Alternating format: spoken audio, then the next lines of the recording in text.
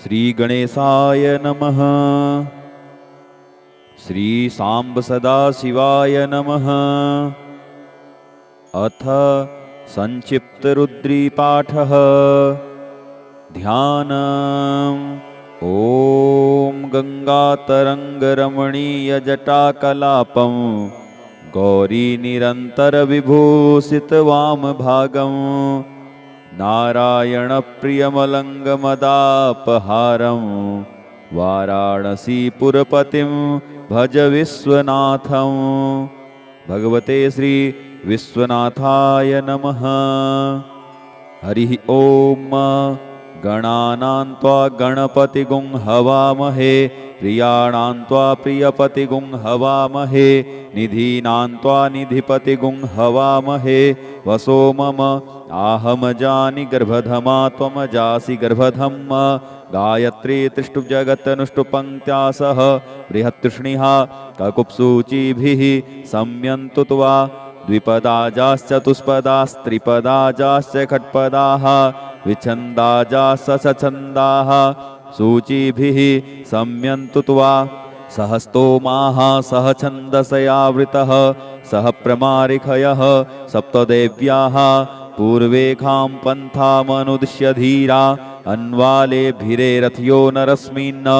जज्जाग्रतो दूरमुदैति दैवं तदुसुप्तस्य तथैव इति दूरङ्गमं ज्योतिखान् ज्योतिरेकन्तन्मे मनः शिवसङ्कल्पमस्तु। येन कर्माण्यपसो मनीखिणो जज्ञे कृणवन्ति विदधे खुधीराः जदपूर्वं जक्षमन्तः प्रजानां तन्मे मनः शिवसङ्कल्पमस्तु। यत्प्रज्ञानमुत चेतो धृतिश्च जज्ज्योतिरन्तरमृतं प्रजासु यस्मान्नरिते किञ्चन कर्म क्रियते तन्मे मनः शिवसङ्कल्पमस्तु। जेनेदं भूतं भुवनं भविष्यत्परगृहीतममृतेन सर्वं येन यज्ञस्तायते सप्तहूता तन्मे मनः शिवसङ्कल्पमस्तु। यस्मिन् ऋचः सामजजुगुंखि यस्मिन् प्रतिष्ठिता रथना भाविवाराः यस्मिश्चित्तगुं सर्वमोतं प्रजानां तन्मे मनः शिवसङ्कल्पमस्तु। सुखारथिरस्वानि वजन्मनुख्या नेनीयते भीषुभृवार्जिन इव हृत्प्रतिष्ठं जदजिरं च विष्ठं तन्मे मनः शिवसङ्कल्पमस्तु। हरिः ॐ। सहस्रशेरेखा पुरुषः सहस्राक्षः सहस्रपात्तौ स भूमिगुं सर्वतः स्मृत्वा तिष्ठद्दशाङ्गुलं पुरुष एवेदगुं सर्वं यद्भूतं यच्च भाव्यं उतामृतत्वशेषानो जदन्ये नातिरोहति। एतावानस्य महिमातो ज्यायाश्च पुरुषः पादोष्य विश्वाभूतानि त्रिपादस्यामृतं दिवि त्रिपादूर्ध्व उदैत्पुरुषः पादोष्येहा भवत्पुनः ततो विक्वङ्ग्रामशासनानसने अभि ततो विराड जायत विराजो अधिपुरुषः सजातो अत्यर्चत पश्चात् भूमिमथो पुरः तस्माद्यज्ञा सर्वहुतः संभृतं प्रखदाज्यं पशुस्ताश्चक्रे वायव्या नारण्याग्राम्याश्च जे तस्माद्यज्ञा सर्वहुतरिचः सामानि जग्गिरे छन्दागुंसि जग्गिरे तस्माद्यजुस्तस्माद्दजायत तस्मादस्वा अजायन्त जे केचो भयादतः गावोह जग्गिरे तस्मात् जाता अजावयः तं यज्ञं बर्हिः प्रोक्षन् पुरुखं जातमग्रतः तेन देवा अयजन्त साध्या ऋखजश्च जे यत्पुरुखं व्यदधुः कतिधाव्य कल्पयन् मुखं किमस्यासीत् किं बाहु किमुरु पादा उच्येते ब्राह्मणोऽस्य मुखमासीत् बाहुराजन्यः कृतः ऊरु तदस्य यद्वैश्यः पद्भ्यां शूद्रो अजायत चन्द्रमा मनसो जातचक्षोः सूर्यो अजायत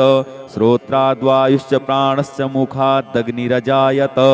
नाभ्या आसीदन्तरिक्षगुं शीष्णोर्द्यौहौ समवर्तत पद्भ्यां भूमिर्दिशः श्रोत्रात् तथा लोकान् कल्पयन् यत्पुरुषेण हविखा देवा यज्ञमतन्वत वसन्तोऽस्यासीदाज्यं ग्रीष्म इध्मः शरद्धविः सप्तास्यासन् परिधयस्त्रिः सप्तसमिधः कृताः देवाजदज्ञन्तन्वानान् अवधनन् पुरुखं पशुं जदनेन जदनमयजन्त देवास्तानि धर्माणि प्रथमान्यासन्न ते हनाकं महिमानः सचन्त जत्र पूर्वे साध्याः सन्ति देवाः अद्भ्यः संभृतः पृथिव्यैरसाश्च विश्वकर्मणः समवर्तताग्रे तस्य त्वष्टा विददद्रूपमेति तन्मर्तस्य देवत्वमाजानमग्रे वेदाहमेतं पुरुखं महान्तमादित्यवर्णन्तमशः परस्तात् तमेव विदित्वातिमृत्युमेति नान्यः पन्था विद्यते यनाय प्रजापतिश्चरति गर्भे अन्तरजायमानो बहुधा विजायते तस्य योनिं परिपश्यन्ति धीरास्तस्मिन् हतस्थुर्भुवनानि विश्वा जो देवेभ्य आतपति जो देवानां पुरोहितः पूर्वो जो देवेभ्यो जातो नमो रुचाय ब्रह्मये रुचं ब्राह्मण जनयन्तो देवा अग्रे तदब्रुवन्न जस्त्वेवं ब्राह्मणो विद्या तस्य देवा असन्वसे श्रीश्चते लक्ष्मीश पत्न्यां बहोरात्रे पार्श्वे नक्षत्राणि रूपमस्विनौ व्यात्तम् इष्णन्निखाण मुम्म इखाण सर्वलोकम् इखाण हरि ओम ओम भूः ओम भुवः ओम स्वः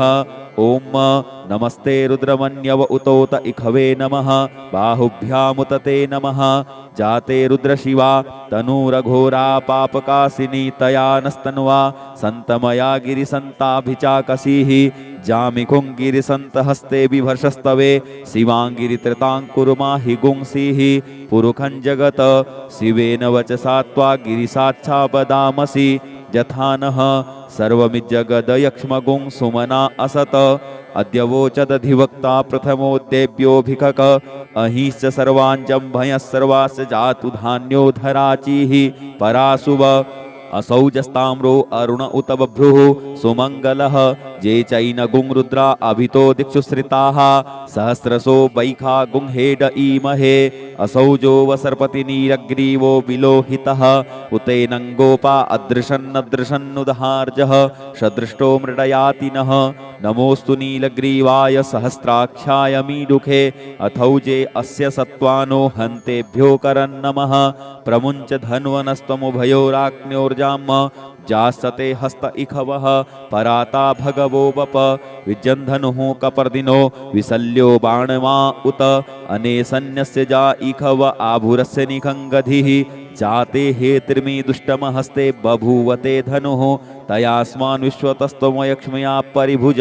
परिते धनुवनो हेतिरस्मान् वृणुक्तु विश्वतः अथौज इखुधिस्तवारे अस्मन्निधेहितम् अवतत्य धनुष्टगुं सहस्राक्षसते खुधे निशीर्य सल्यानां मुखा शिवो नः शुमना भव नमस्त आयुधाय न तताय धिष्णवे उभाभ्यामुतते नमो बाहुभ्यां तव धन्वने मानो महान्तमुतमानो अर्वकं मान उक्षन्तमुतमान उक्षितं मानो वधीः पितरं मोतमातरं मानः प्रियासन्नो रुद्ररेरिखः मानस्तो केतनये मान आयुखिमानो गोखुमानो अस्वेखुरीरिखः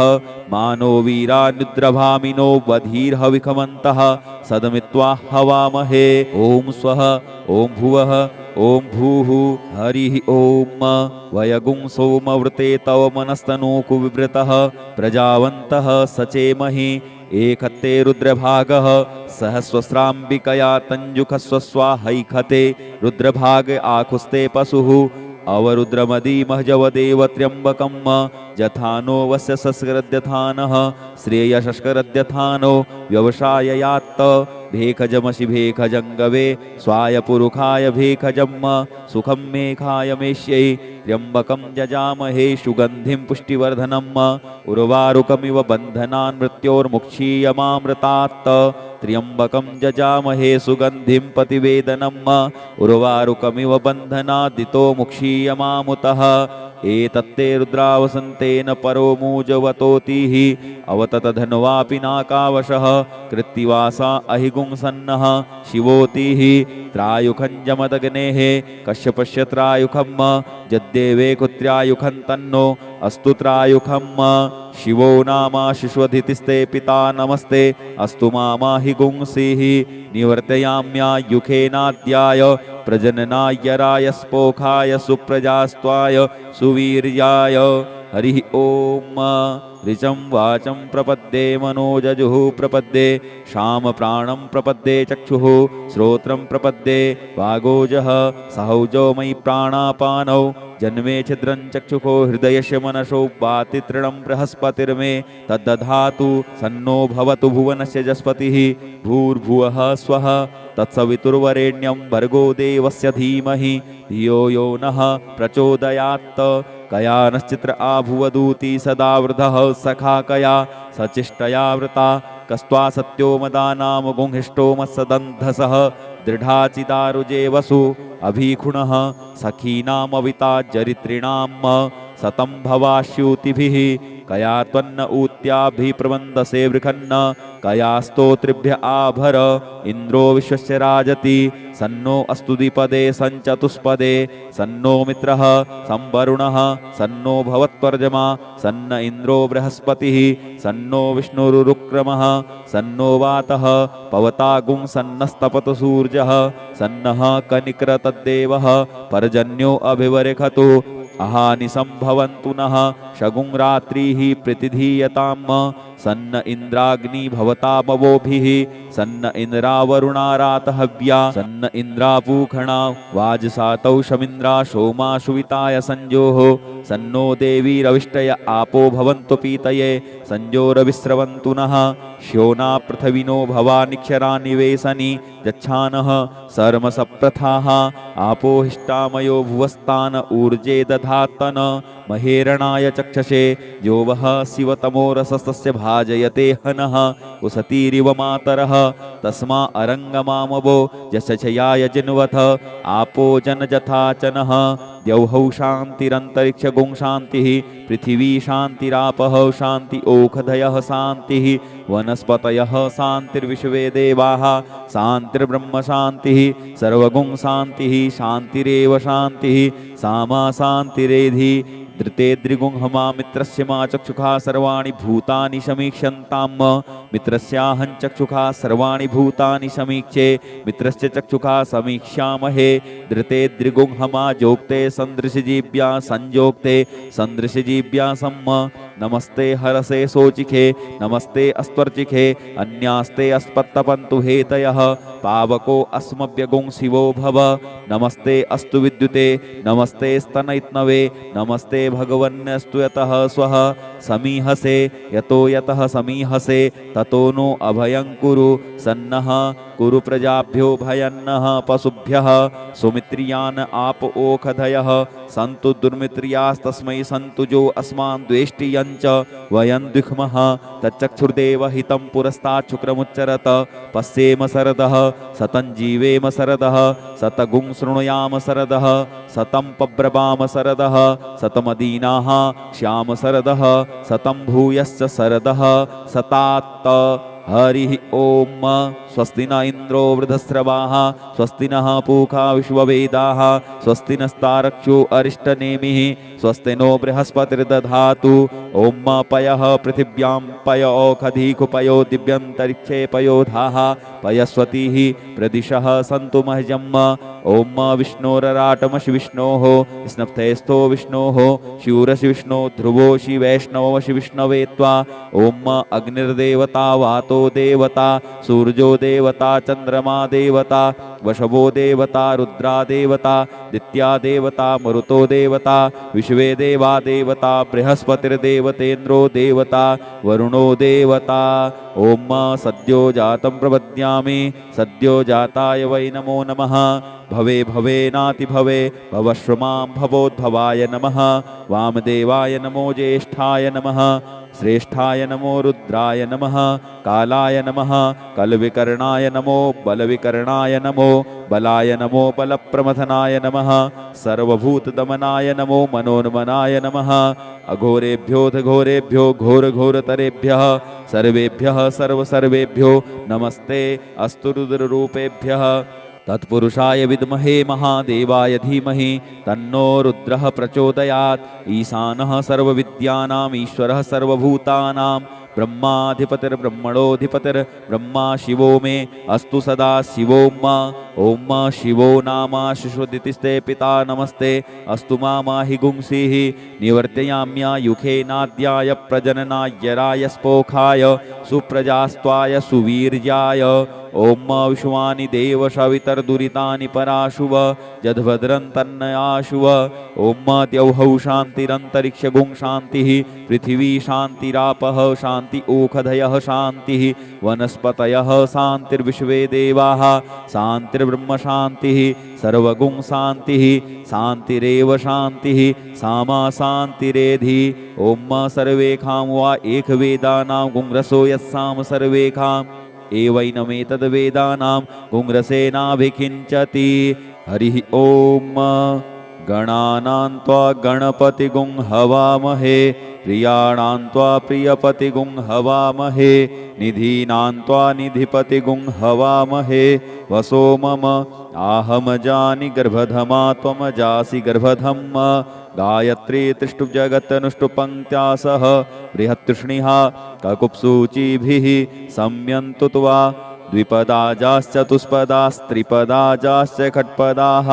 विच्छन्दाजाश्च सूचिभिः सम्यन्तु त्वा सहस्तोमाः सह छन्दसयावृतः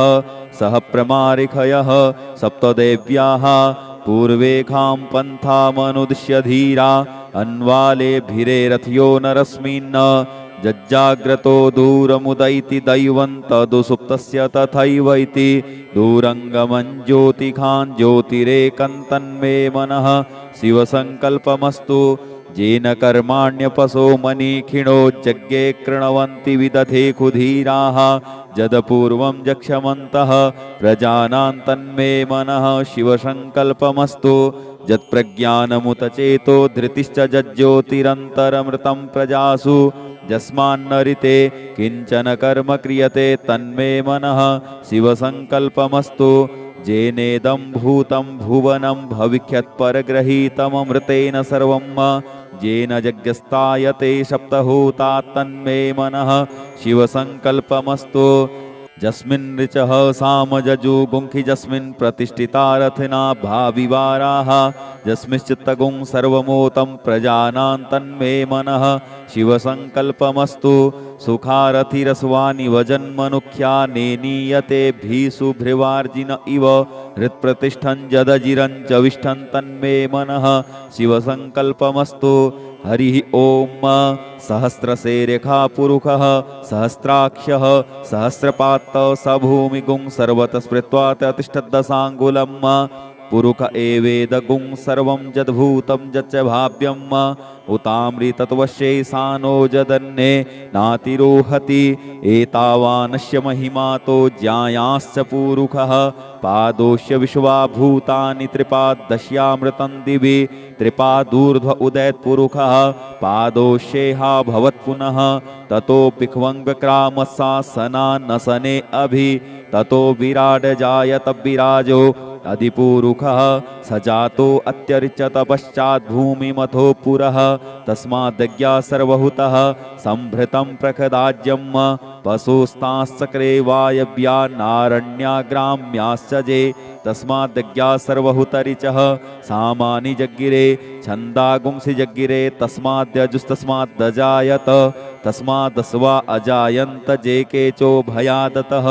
गावोह जग्गिरे तस्मात् जाता अजावयः तं यज्ञं बरेः कि प्रोक्षन् पुरुखं जातमग्रतः तेन देवा अयजन्त साध्या ऋखजश्च जे यत्पुरुखं व्यदधुः कतिधाव्य कल्पयन् मुखं किमस्यासीत् किं बाहु किमूरु पादा उच्येते ब्राह्मणोऽस्य मुखमासीत् बाहुराजन्यः कृतः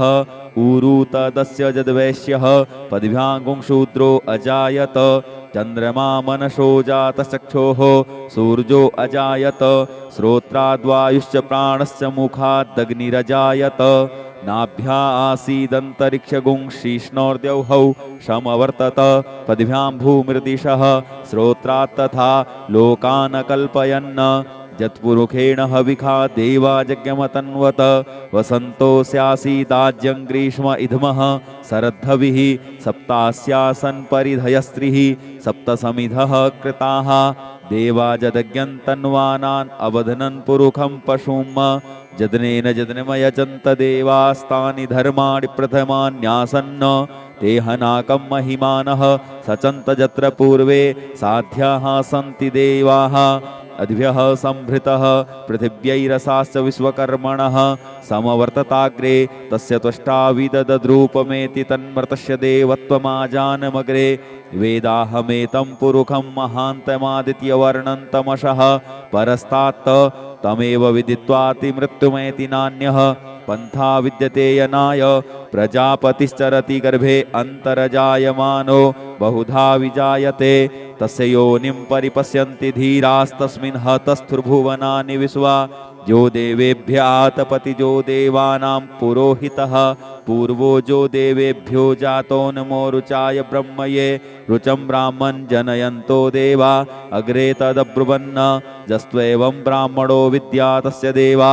असन्वसे श्रीश्चते लक्ष्मीश पत्न्यां बहोरात्रे पार्श्वे नक्षत्राणि रूपमस्विनौ व्यात्तम् इष्णन्निखाण मुम्म इखाण सर्वलोकम् इखाण हरि ओम ओम भूः ओम भुवः ओम स्वः ओम नमस्ते रुद्रमन्यव उतोत इखवे नमः बाहुभ्यामुतते नमः जाते रुद्रशिवा तनूरघोरा पापकासिनी तया नस्तन्वा सन्तमया गिरिसन्ताभिचाकसीः जामिकुङ्गिरिसन्तहस्ते बिभर्षस्तवे शिवाङ्गिरित्रताङ्कुर्मा हि गुंसीः पुरुखं जगत शिवेन वचसा त्वा गिरिसाच्छापदामसि यथानः सर्वमिज्जगदयक्ष्मगुं सुमना असत अद्यवोचदधिवक्ता प्रथमोद्देव्योऽभिकक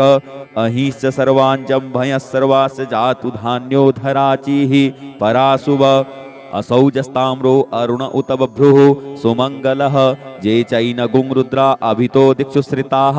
सहस्रसो वैखा गुंहेड ईमहे असौजो वसर्पतिनीरग्रीवो विलोहितः उतेनङ्गोपा अदृशन्नदृशन्नुदहार्जः सदृष्टो मृडयातिनः नमोस्तु नीलग्रीवाय सहस्राक्षाय मीडुखे अथौजे अस्य सत्त्वानो हन्तेभ्यो करन्नमः प्रमुञ्च धन्वनस्तमुभयोराग्न्योर्जाम्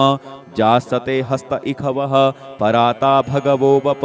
विजन्धनुः कपर्दिनो विसल्यो बाणमा उत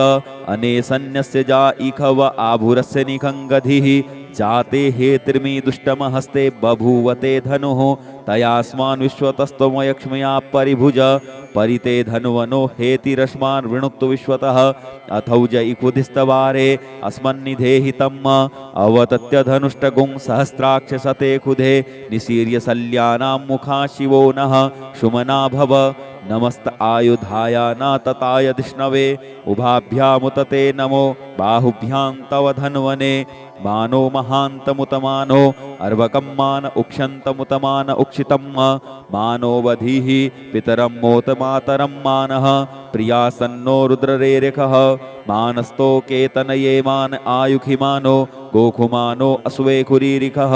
मानो वीरान्युद्रभामिनो वधीर्हविखमन्तः सदमित्वा हवामहे ॐ स्वः ॐ भुवः ॐ भूः हरिः ॐ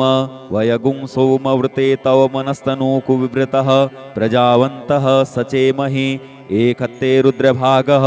सहस्वस्राम्बिकया तञ्जुखस्वस्वाहैखते रुद्रभाग आखुस्ते पशुः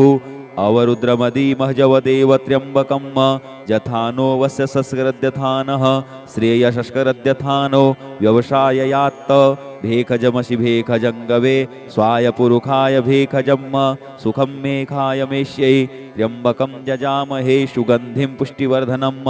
उर्वारुकमिव बन्धनान् मृत्योर्मुक्षीयमामृतात् त्र्यम्बकं जजामहे सुगन्धिं पतिवेदनम् उर्वारुकमिव बन्धनादितो मुक्षीयमामुतः एतत्ते रुद्रावसन्तेन परो मूजवतोतिः अवततधन्वापि नाकावशः कृत्तिवासा अहिगुंसन्नः शिवोतिः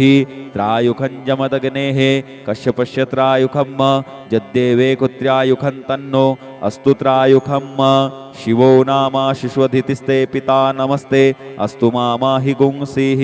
निवर्तयाम्यायुखेनाद्याय प्रजननाय रायस्पोखाय सुप्रजास्त्वाय सुवीर्याय हरिः ओम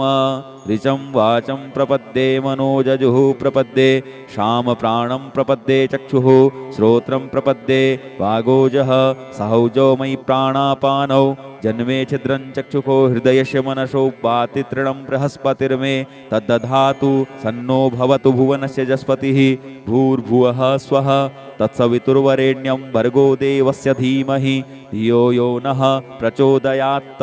कया नश्चित्र आभुवदूति सदा वृधः सखा कया सचिष्टया वृता कस्त्वा सत्यो मदानाम गुंहिष्टो मत्सदन्धसः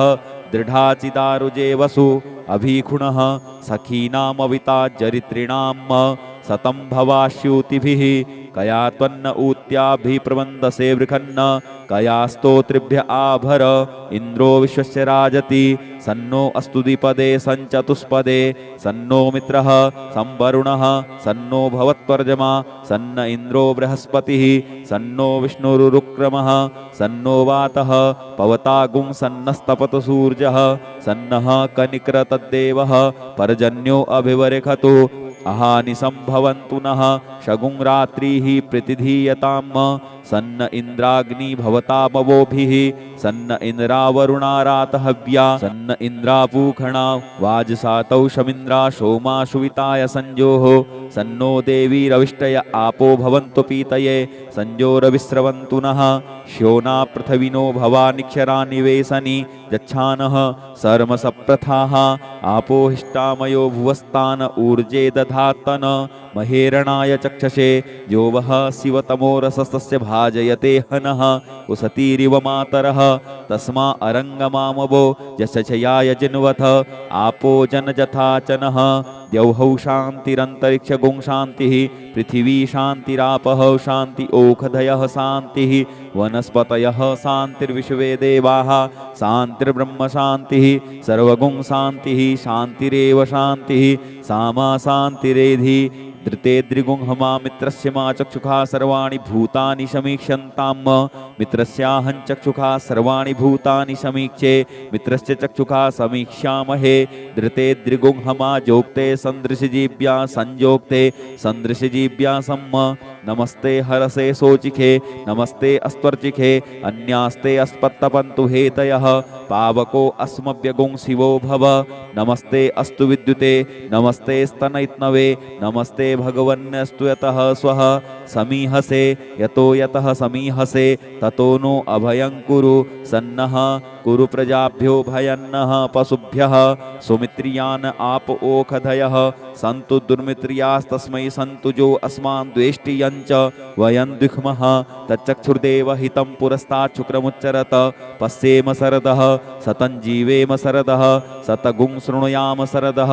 सतं पब्रवाम सरदः सतमदीनाः श्याम सरदः सतं भूयश्च सरदः सतात्त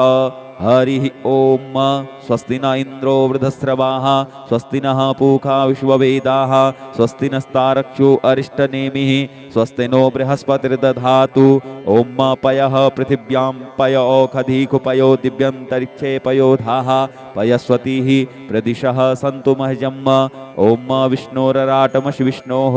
स्नप्थेस्थो विष्णोः शूरसि विष्णो ध्रुवोषि वैष्णवमशि विष्णवे त्वा ओम अग्निर्देवता वातो देवता सूर्यो देवता चंद्रमा देवता वशवो देवता रुद्रा देवता दित्या देवता मरुतो देवता विश्वे देवा देवता बृहस्पतिर्देवतेन्द्रो देवता वरुणो देवता ओम सद्यो जातं प्रपद्यामि सद्यो जाताय वै नमो नमः भवे भवे नाति भवे भवश्वमां भवोद्भवाय नमः वामदेवाय नमो ज्येष्ठाय नमः श्रेष्ठाय नमो रुद्राय नमः कालाय नमः कलविकर्णाय नमो बलविकर्णाय नमो बलाय नमो बलप्रमथनाय नमः सर्वभूतदमनाय नमो मनोन्मनाय नमः अघोरेभ्योऽथ घोरेभ्यो घोरघोरतरेभ्यः सर्वेभ्यः सर्वसर्वेभ्यो नमस्ते अस्तु रुद्ररूपेभ्यः तत्पुरुषाय विद्महे महादेवाय धीमहि तन्नो रुद्रः प्रचोदयात्। ईशानः सर्वविद्यानाम् ईश्वरः सर्वभूतानां ब्रह्माधिपतिर्ब्रह्मणोऽधिपतिर्ब्रह्मा शिवो मे अस्तु सदा शिवोम। ओम शिवो नामाशिषुदितिस्ते पिता नमस्ते अस्तु माहि गुंसीः। निवर्तयाम्यायुखेनाद्याय प्रजननाय स्पोखाय सुप्रजास्त्वाय सुवीर्याय। ओम विश्वानि देव सवितर्दुरितानि पराशुव जद्भद्रं तन्नयाशुव।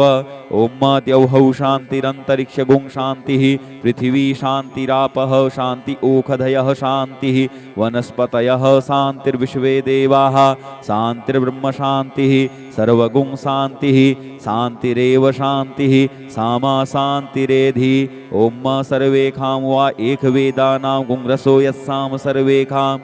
एवैनमेतद्वेदानां गुंरसेनाभिखिञ्चति। हरिः ओम।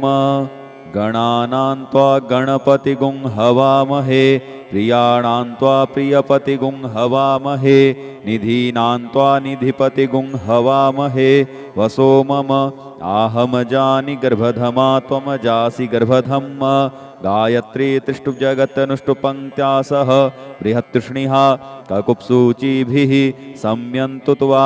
द्विपदाजाश्चतुष्पदास्त्रिपदाजाश्च खट्पदाः विच्छन्दाजाश्च सछन्दाः सूचिभिः सम्यन्तु त्वा। सहस्तोमाः सह छन्दसयावृतः सह प्रमारिखयः सप्तदेव्याः पूर्वेखां पन्थामनुदिश्य धीरा अन्वालेभिरे रथ्यो नरस्मिन्। जज्जाग्रतो दूरमुदैति दैवं तदुसुप्तस्य तथैवैति दूरङ्गमं ज्योतिखान् ज्योतिरेकं तन्मे मनः शिवसङ्कल्पमस्तु। येन कर्माण्यपसो मनीखिणो जज्ञे कृणवन्ति विदधे कुधीराः जदपूर्वं जक्षमन्तः प्रजानां तन्मे मनः शिवसङ्कल्पमस्तु। यत्प्रज्ञानमुतचेतो धृतिश्च जज्ज्योतिरन्तरमृतं प्रजासु यस्मान्नरिते किञ्चन कर्म क्रियते तन्मे मनः शिवसङ्कल्पमस्तु। जेनेदं भूतं भुवनं भविष्यत्परगृहीतममृतेन सर्वं येन यज्ञस्तायते सप्तहोता तन्मे मनः शिवसङ्कल्पमस्तु। यस्मिन् ऋचः सामजजुगुंखि यस्मिन् प्रतिष्ठिता रथना भाविवाराः यस्मिश्चित्तगुं सर्वमोतं प्रजानां तन्मे मनः शिवसङ्कल्पमस्तु। सुखारथिरस्वानि वजन्मनुख्या नेनीयते भीषुभृवार्जिन इव हृत्प्रतिष्ठं जदजिरं च विष्ठं तन्मे मनः शिवसङ्कल्पमस्तु। हरिः ओम। सहस्रशेरेखा पुरुषः सहस्राक्षः सहस्रपात् स भूमिगुं सर्वतः स्मृत्वा तिष्ठद्दशाङ्गुलम्।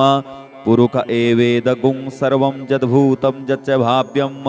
उतामृतत्वशेषानो जदन्ये नातिरोहति। एतावानस्य महिमातो ज्यायाश्च पुरुषः पादोश्य विश्वाभूतानि त्रिपादश्यामृतं दिवि त्रिपादूर्ध्व उदयत्पुरुषः पादोश्येहा भवत्पुनः। ततो पिख्वङ्ग्रामसा नसने अभि ततो विराड जायत विराजो अधिपुरुषः स जातो अत्यर्चत पश्चात् भूमिमथो पुरः। तस्माद्ज्ञा सर्वहुतः संभृतं प्रखदाज्यं पशुस्ताश्चक्रे वायव्या नारण्याग्राम्याश्च जे। तस्माद्ज्ञा सर्वहुतरिचः सामानि जग्गिरे छन्दागुंसि जग्गिरे तस्माद्यजुस्तस्माद्दजायत तस्मादस्वा अजायन्त जे केचो भयादतः। गावोह जग्गिरे तस्मात् जाता अजावयः तं यज्ञं बरेः कि प्रोक्षन् पुरुखं जातमग्रतः। तेन देवा अयजन्त साध्या ऋखजश्च जे यत्पुरुखं व्यदधुः कतिधाव्य कल्पयन्। मुखं किमस्यासीत् किं बाहु किमूरु पादा उच्येते ब्राह्मणोऽस्य मुखमासीत् बाहुराजन्यः कृतः। ऊरु तदस्य यद्वैश्यः पद्भ्यां शूद्रो अजायत। चन्द्रमा मनसो जातचक्षोः सूर्यो अजायत। श्रोत्राद्वायुश्च प्राणश्च मुखादग्निरजायत। नाभ्या आसीदन्तरिक्षगुं शीष्णोर्द्यौहौ समवर्तत पद्भ्यां भूमिर्दिशः श्रोत्रात् तथा लोकान् कल्पयन् यत्पुरुषेण हविखा देवा यज्ञमतन्वत वसन्तोऽस्यासीदाज्यं ग्रीष्म इद्मः शरद्धविः सप्तास्यासन् परिधयस्त्रिः सप्तसमिधः कृताः देवा जदज्ञन्तन्वानान् अवधनन् पुरुखं पशुं जदनेन जदनमयजन्त देवास्तानि धर्माणि प्रथमान्यासन्न तेहनाकं महिमानः सचन्त यत्र पूर्वे साध्याः सन्ति देवाः अद्भ्यः संभृतः पृथिव्यैरसाश्च विश्वकर्मणः समवर्तताग्रे तस्य त्वष्टा विददद्रूपमेति तन्मर्तस्य देवत्वमाजानमग्रे वेदाहमेतं पुरुखं महान्तमादित्यवर्णन्तमशः परस्तात् तमेव विदित्वातिमृत्युमेति नान्यः पन्था विद्यते यनाय प्रजापतिश्चरति गर्भे अन्तर्जायमानो बहुधा विजायते तस्य योनिं परिपश्यन्ति धीरास्तस्मिन् हतस्थुर्भुवनानि विश्वा जो देवेभ्य आतपतिजो देवानां पुरोहितः पूर्वो जो देवेभ्यो जातो नमो रुचाय ब्रह्मये रुचं ब्राह्मन् जनयन्तो देवा अग्रे तदब्रुवन्न जस्त्वेवं ब्राह्मणो विद्या तस्य देवा असन्वसे श्रीश्चते लक्ष्मीश पत्न्यां बहोरात्रे पार्श्वे नक्षत्राणि रूपमस्मिनौ व्यात्तम् इष्णन्निखाण मुम्म इखाण सर्वलोकम् इखाण हरिः ओम ओम भूः ओम भुवः ओम स्वः ओम नमस्ते रुद्रमन्यव उतोत इखवे नमः बाहुभ्यामुतते नमः जाते रुद्रशिवा तनूरघोरा पापकासिनी तया नस्तन्वा सन्तमया गिरिसन्ताभिचाकसीः जामिकुङ्गिरिसन्तहस्ते बिभर्षस्तवे शिवाङ्गिरित्रताङ्कुरुमाहि गुंसीः पुरुखं जगत शिवेन वचसा त्वा गिरिसाच्छापदामसि यथा नः सर्वमिज्जगदयक्ष्मगुं सुमना असत अद्य वोचदधिवक्ता प्रथमोद्देव्योऽभिखक अहिश्च सर्वाञ्जम्भयः सर्वास्य जातु धान्यो धराचीः पराशुव असौजस्ताम्रो अरुण उत बभ्रुः सुमङ्गलः जे चैन गुंरुद्रा अभितो दिक्षुश्रिताः सहस्रसो वैखा गुंहेड ईमहे असौजो वसर्पति नीरग्रीवो विलोहितः उतेनङ्गोपा अदृशन्नदृशन्नुदहार्जः सदृष्टो मृडयातिनः नमोऽस्तु नीलग्रीवाय सहस्राक्षाय मीडुखे अथौजे अस्य सत्त्वानो हन्तेभ्यो करन्नमः प्रमुञ्च धन्वनस्तमुभयोराग्न्योर्जाम् जासते हस्त इखवः पराता भगवो वप विजन्धनुः कपर्दिनो विसल्यो बाणमा उत अनेसन्यस्य जा इखव आभुरस्य निखङ्गधिः जाते हेतिर्मी दुष्टमहस्ते बभूवते धनुः तयास्मान् विश्वतस्त्वमयक्ष्मया परिभुज परिते धन्वनो हेतिरस्मान् वृणुक्तु विश्वतः अथौज इकुधिस्तवारे अस्मन्निधेहितम् अवतत्य धनुष्टगुं सहस्राक्षसते खुधे निशीर्य सल्यानां मुखा शिवो नः शुमना भव नमस्त आयुधाय नातताय धिष्णवे उभाभ्यामुतते नमो बाहुभ्यां तव धन्वने मानो महान्तमुतमानो अर्वकं मान उक्षन्तमुतमान उक्षितं मानो वधीः पितरं मोतमातरं मानः प्रियासन्नो रुद्ररेरिखः मानस्तो केतनये मान आयुखिमानो गोखुमानो अस्वेखुरीरिखः मानो वीरान्युद्रभामिनो वधीर्हविखमन्तः सदमित्वा हवामहे ॐ स्वः ॐ भुवः ॐ भूः हरिः ॐ वयगुं सोमवृते तव मनस्तनूकु विवृतः प्रजावन्तः सचेमहि एकत्ते रुद्रभागः सहस्वस्राम्बिकया तञ्जुखस्वस्वाहैखते रुद्रभाग आकुस्ते पशुः अवरुद्रमदीमहजवदेव त्र्यम्बकं जथानो वस्य सस्करद्यथानः श्रेयशस्करद्यथानो व्यवसाययात्त भेखजमसि भेखजङ्गवे स्वायपुरुखाय भेखजम् सुखं मेघाय मेष्यै त्र्यम्बकं जजामहे सुगन्धिं पुष्टिवर्धनम् उर्वारुकमिव बन्धनान् मृत्योर्मुक्षीयमामृतात् त्र्यम्बकं जजामहे सुगन्धिं पतिवेदनम् उर्वारुकमिव बन्धनादितो मुक्षीयमामुतः एतत्ते रुद्रावसन्तेन परो मूजवतोतिः अवतत धन्वा पिनाकावशः कृत्तिवासा अहिगुंसन्नः शिवोतिः त्रायुखञ्जमदग्नेः कश्यपस्य त्रायुखम् जद्देवे कुत्र्यायुखं तन्नो अस्तु त्रायुखम् शिवो नामा शिश्वधितिस्ते पिता नमस्ते अस्तु मामा हि गुंसीः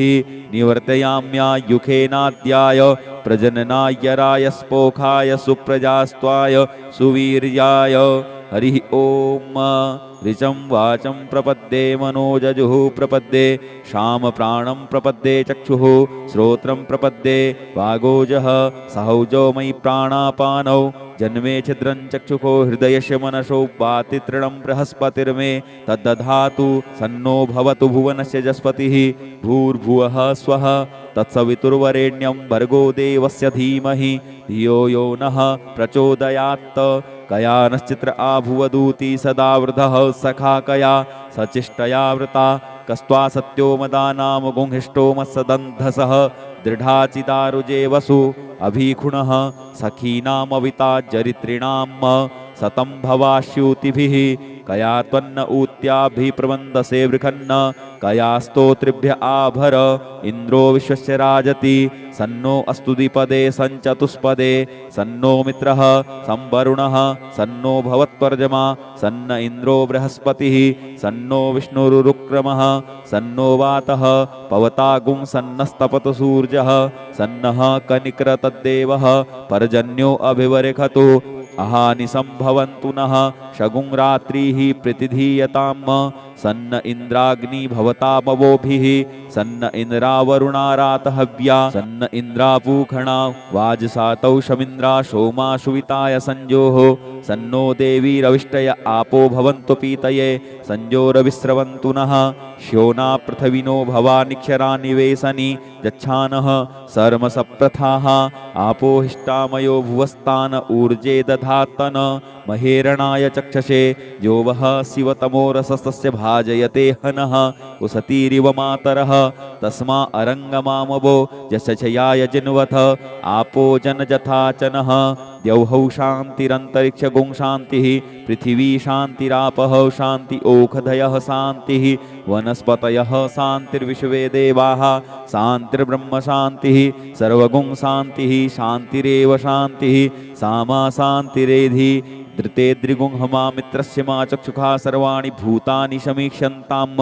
मित्रस्याहं चक्षुषा सर्वाणि भूतानि समीक्षे मित्रस्य चक्षुषा समीक्ष्यामहे धृतेद्रिगुंहमा जोक्ते सन्दृशजीव्या संयोक्ते सन्दृशजीव्या सम्म नमस्ते हरसे सोचिखे नमस्ते अस्त्वर्चिखे अन्यास्ते अस्पत्तपन्तु हेतयः पावको अस्मभ्यगुं शिवो भव नमस्ते अस्तु विद्युते नमस्ते स्तनयित्नवे नमस्ते भगवन्नस्तु यतः स्वः समीहसे यतो यतः समीहसे ततो नो अभयं कुरु सन्नः कुरु प्रजाभ्यो भयन्नः पशुभ्यः सुमित्रियान् आप ओखधयः सन्तु दुर्मित्रियास्तस्मै सन्तु जो अस्मान् द्वेष्टियञ्च वयं द्विख्मः तच्चक्षुर्देव हितं पुरस्तात् शुक्रमुच्चरत पश्येम सरदः सतं जीवेम सरदः सतगुं शृणुयाम सरदः सतं पब्रवाम सरदः सतमदीनाः श्याम सरदः सतं भूयश्च सरदः सतात्त हरिः ओम स्वस्ति न इन्द्रो वृधस्रवाः स्वस्ति नः पूषा विश्ववेदाः स्वस्ति नस्तारक्षो अरिष्टनेमिः स्वस्ति नो बृहस्पतिर्दधातु ओम पयः पृथिव्यां पय ओखधीकुपयो दिव्यन्तरिक्षे पयोधाः पयस्वतीः प्रदिशः सन्तु महजम् ओम विष्णोरराटमशि विष्णोः स्नप्थेस्थो विष्णोः शूरसि विष्णो ध्रुवो शि वैष्णवमशि विष्णवे त्वा ओम अग्निर्देवता वातो देवता सूर्यो देवता चंद्रमा देवता वशवो देवता रुद्रा देवता दित्या देवता मरुतो देवता विश्वे देवा देवता बृहस्पतिर्देवतेन्द्रो देवता वरुणो देवता ओम सद्यो जातं प्रपद्यामि सद्यो जाताय वै नमो नमः भवे भवे नाति भवे भवश्व मां भवोद्भवाय नमः वामदेवाय नमो ज्येष्ठाय नमः श्रेष्ठाय नमो रुद्राय नमः कालाय नमः कलविकर्णाय नमो बलविकर्णाय नमो बलाय नमो बलप्रमथनाय नमः सर्वभूतदमनाय नमो मनोन्मनाय नमः अघोरेभ्योऽघोरेभ्यो घोरघोरतरेभ्यः सर्वेभ्यः सर्वसर्वेभ्यो नमस्ते अस्तु रुद्ररूपेभ्यः तत्पुरुषाय विद्महे महादेवाय धीमहि तन्नो रुद्रः प्रचोदयात् ईशानः सर्वविद्यानाम् ईश्वरः सर्वभूतानां ब्रह्माधिपतिर्ब्रह्मणोऽधिपतिर्ब्रह्मा शिवो मे अस्तु सदा शिवों ॐ शिवो नामाशिषुदितिस्ते पिता नमस्ते अस्तु माहि गुंसीः निवर्तयाम्यायुखेनाद्याय प्रजननाय स्पोखाय सुप्रजास्त्वाय सुवीर्याय ॐ विश्वानि देव सवितर्दुरितानि पराशुव जद्भद्रं तन्नयाशुव ॐ द्यौः शान्तिरन्तरिक्षगुं शान्तिः पृथिवी शान्तिरापः शान्ति ओषधयः शान्तिः वनस्पतयः शान्तिर्विश्वे देवाः शान्तिर्ब्रह्म शान्तिः सर्वगुं शान्तिः शान्तिरेव शान्तिः सामा शान्तिरेधि ॐ सर्वेखां वा एकवेदानां गुंरसो यस्साम सर्वेखाम् एवैनमेतद्वेदानां गुंरसेनाभिखिञ्चति ॐ शान्तिः शान्तिः शान्तिः सुशान्तिर्भवतु सर्वा अरिष्टसुशान्तिर्भवतु नमः पार्वतीपतये हर हर महादेव